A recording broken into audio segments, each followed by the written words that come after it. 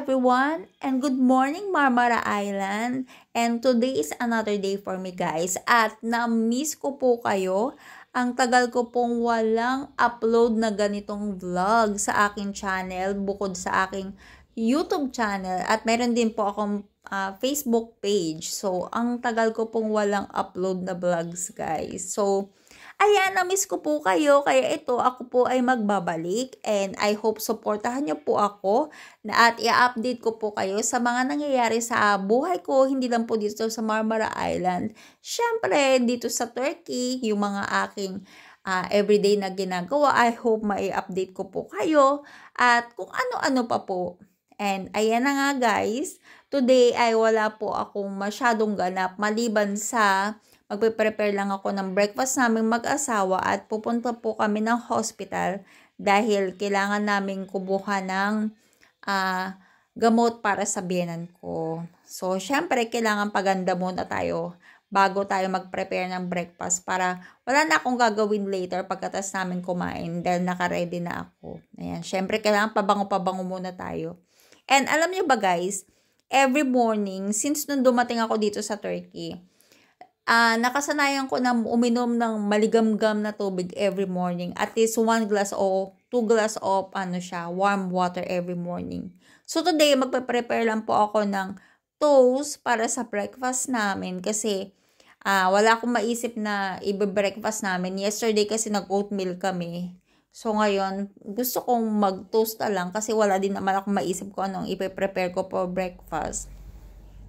At ang toast na gagawin ko is with yung parang Eden siya or yung kasar cheese na tinatawag dito sa Turkey.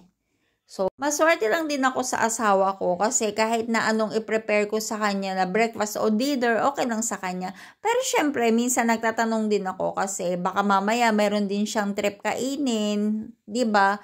So, minsan tinatanong ko din siya para nagkakaroon din ako ng idea kung anong i-prepare ko sa kanya na pagkain kapag breakfast o dinner. Alam niyo ba guys, hindi na kami nagla-lunch mag-asawa kasi ang oras kasi ng breakfast namin usually brunch.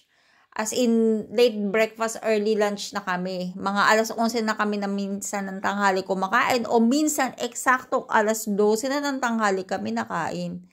Kaya ayan na guys, papunta na kami ng hospital niyan. Papunta na kami kay Dr. Delara. Siya yung kaibigan namin na doktor. Mamaya ipapakita ko sa inyo. Ang ganda niyan doktor.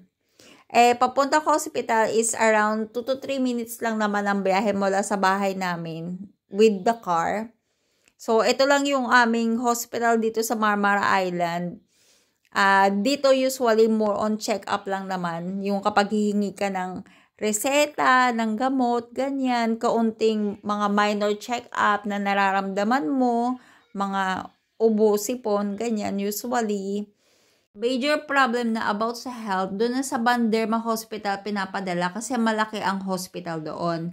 At ito naman yung binibigay sa amin kapag magwa-waiting call kami about sa pagpapacheck up namin. At ito na, andito na si Miss Delara, si Dr. Delara. Yan, kaibigan namin doktor yan. And thankful sa kanya kasi na-assist niya kami talaga doon sa mga pangangailangan namin. And after kay Dr. Delara, pumunta naman kami dito sa isang doktor kasi ipapakonsulta ng asawa ko yung ngipin niya.